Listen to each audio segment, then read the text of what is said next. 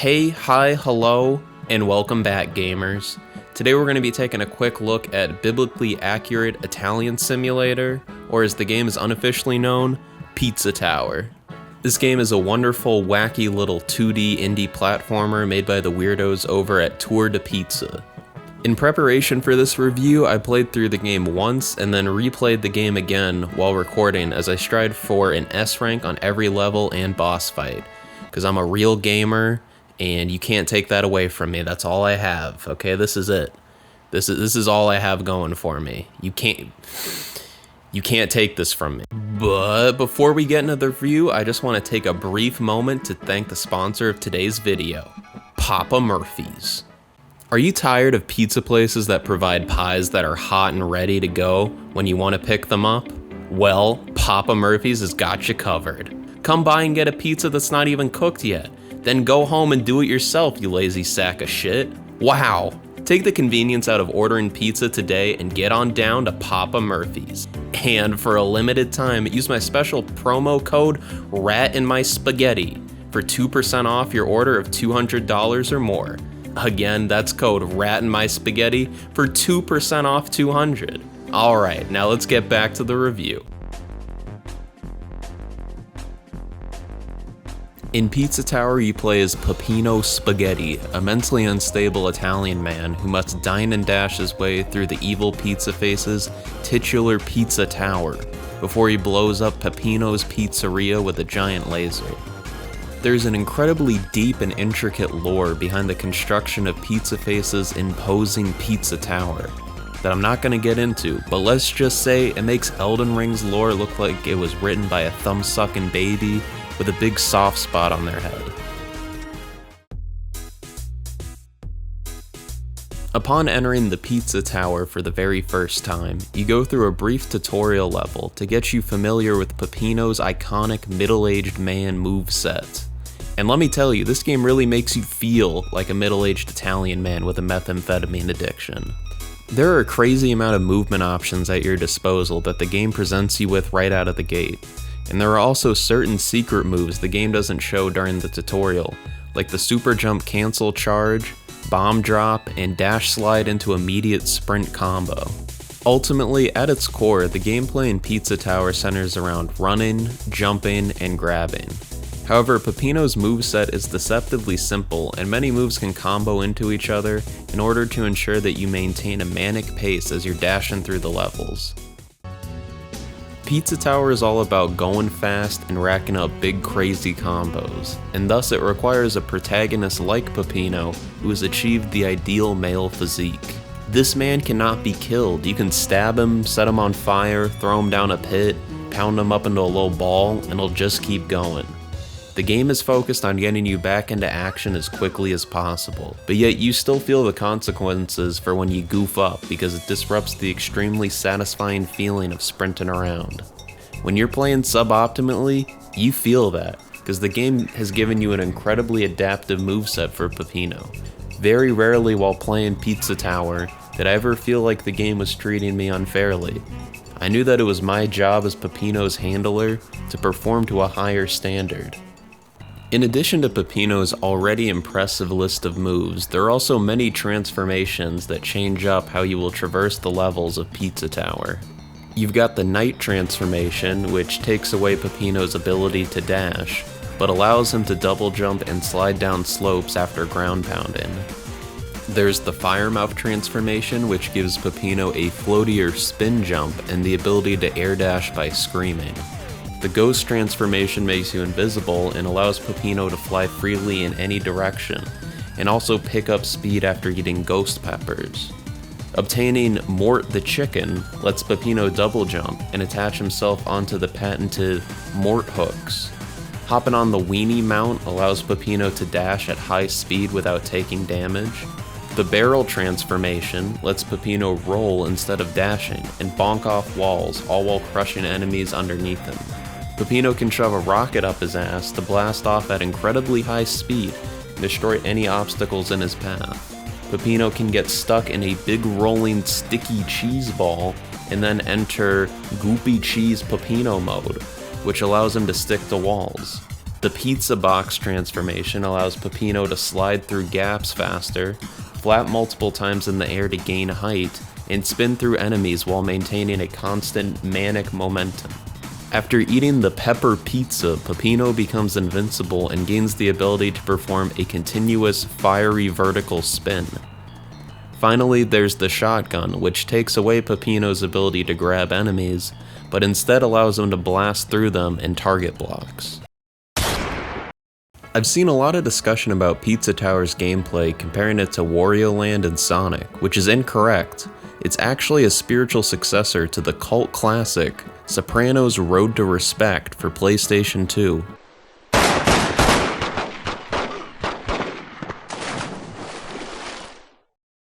Don't feel bad, kid. Same thing happened to me. Let's talk a little bit about Pizza Tower's lovable dynamic duo, Gustavo and Brick. Whereas Peppino is all about maintaining a high speed, Gustavo and Brick have more of a focus on verticality. It honestly is an immense flex by the developers to add another playable character with their own entirely unique moveset and then only use them for 2 levels. Speaking of levels, let's go over the collectibles and mechanics you'll encounter throughout your Italian odyssey dashing through the levels of Pizza Tower. There are 5 trapped top-ins in each level that reward you with cash money for rescuing them, which then can be used to buy access to the boss door of each floor from Mr. Stick. Each level has 3 hidden eyes that'll transport you to a special secret area. There's also Jerome the janitor, who you will need to collect in order to unlock the door to the level's secret treasure. Finally, there's Pillar John, who appears at the very end of the level.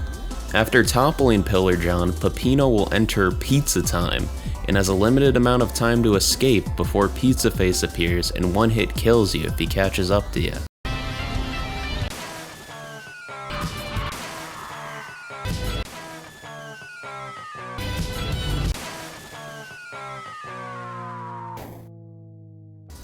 You can also choose to enter Lap 2, which can be found near the level door, unless you run through the level a second time in order to keep racking up points, which is required if you want to get an S or the highly coveted P rank.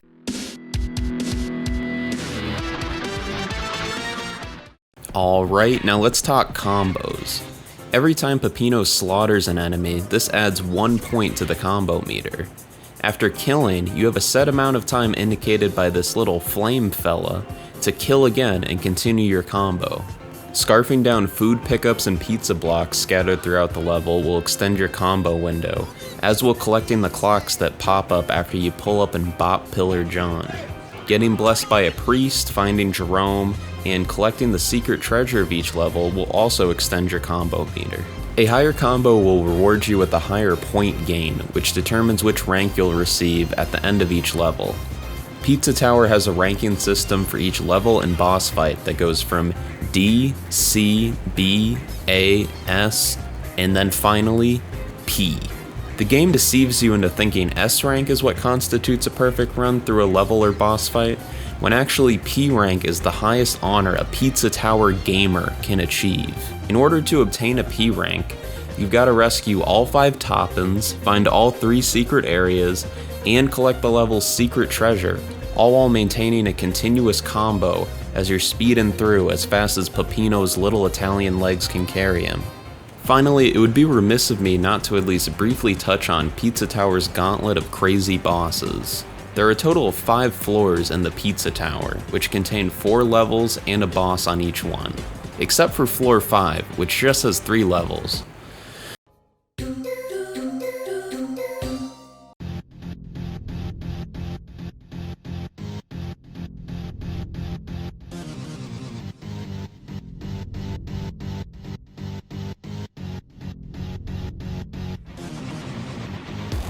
Each boss fight is a one-on-one brawl against a different zany character with an equally insatiable bloodlust. Peppino only has 6 hit points in total, whereas the floor bosses, Pepperman, the Vigilante, the Noise, and Fake Peppino have 10, 9, 8, and 6 respectively.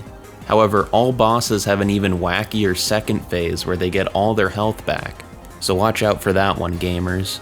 Learning each boss's moveset and replaying the fights while minimizing the damage Peppino takes is extremely satisfying, and I would say there isn't a bad boss fight in the bunch. My personal favorite being against the Vigilante, because you get a gun.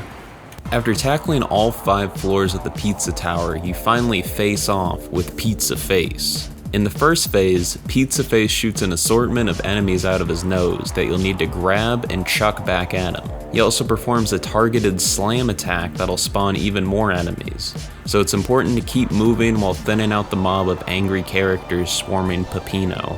In the second phase, it's revealed that Pizza Face is actually an elaborate contraption being controlled by the true villain of the game, Pizza Head. Pizza Head is a variety of goofy moves that build upon each other, creating a projectile hell for Peppino to navigate, all while trying to blast him with his trusty revolver. After knocking off Pizza Head's 8 hit points, the final fight enters Phase 3.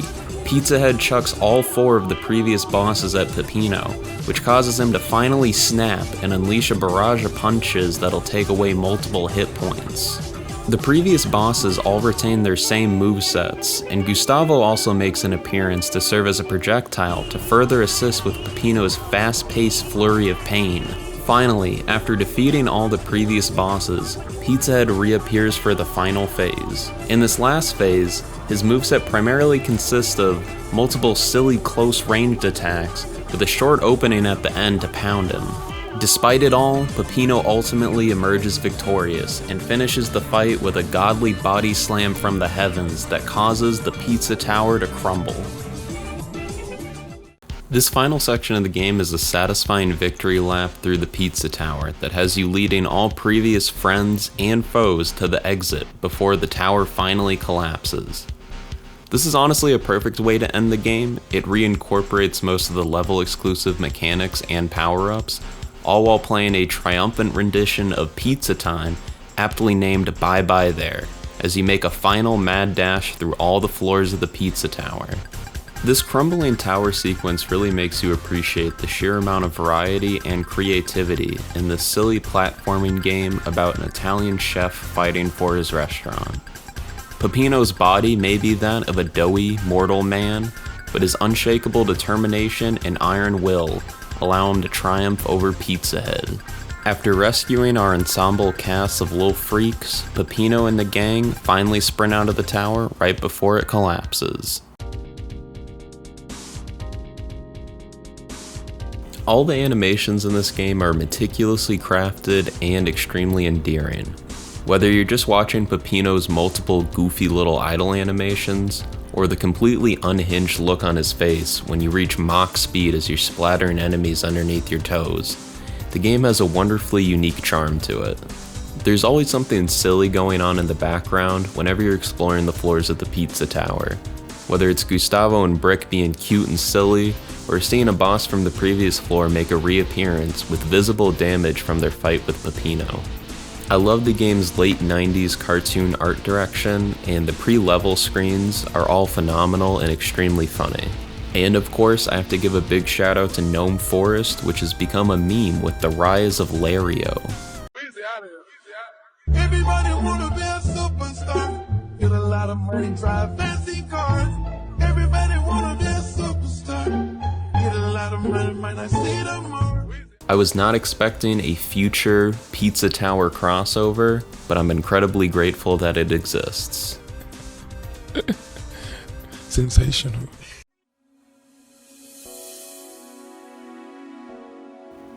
Wahoo! Hi everyone, Pizzany Rat Tano here, the internet's busiest music vermin, and it's time for a review of this new indie game soundtrack, Pizza Tower. Honestly, the Pizza Tower soundtrack has quickly become one of my favorite video game soundtracks of all time, right up there with the heavy hitters like Donkey Kong Country, Persona 4, Ocarina of Time, Majora's Mask, SMT4, Mario Galaxy, and Mario Kart 8. I really love how the title card motif is incorporated into the track for each level. Here's a quick example from Pizzascape.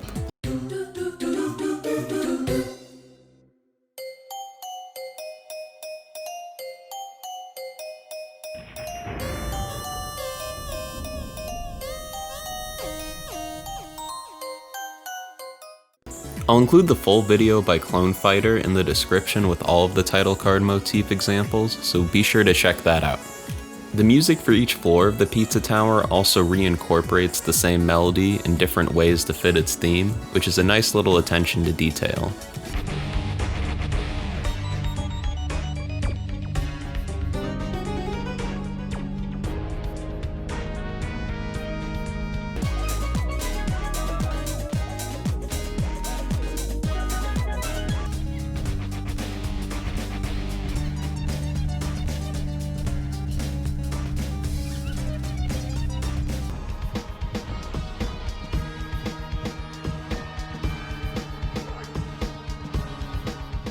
There's not a single track on here that isn't a banger, or at least pleasant to listen to, and some of my absolute favorites are Pizza Deluxe, It's Pizza Time, Hot Spaghetti and Cold Spaghetti, Put on a Show, The Death That I Deserve Ioli, Dungeon Freak Show, Pepperman Strikes, Oregano Mirage, Mort's Farm, Yeehaw Delivery Boy, Calzonification, Good Eatin', Extraterrestrial Wawas, Pumpin' Hot Stuff, Bite the Crust, Way of the Pig, Don't Preheat Your Oven because if you do the song won't play, On the Rocks, Peppino's Sauce Machine, Tubular Trash Zone, There's a Bone in My Spaghetti, Thousand March, Bye Bye There, and Overcooked Meat Lover.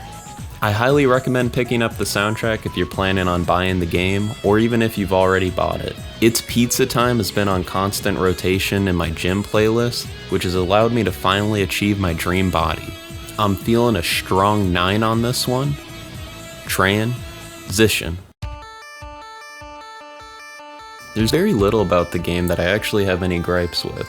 Certain S ranks are much easier to get than others. Some levels it feels like you can bumble around like a big greasy dumbass and still snag the S rank fairly easily, whereas with other levels you have to be near perfect to escape from Pizza Face in time. Also, getting all the P ranks is too hard. They should have made them easier because I am not very good at the game. Thank you. I'm not a huge fan of the golf level because it feels like it slows down the fast-paced gameplay to stop and smack the little golf fella. It's still not bad by any means, and it did grow on me a bit after replaying the level a couple of times, but definitely my least favorite level by far. Pizza Tower is a wonderful, wacky romp from start to finish that begs you to replay it again and again. There are tons of secrets to find and silly achievements to unlock, so it's highly unlikely that you'll accomplish everything the game has to offer on your first playthrough. Finally, mastering each level while maintaining top speed and avoiding damage is extremely satisfying. I would highly recommend picking the game up if you've ever enjoyed any sort of 2D platformer. Bye bye!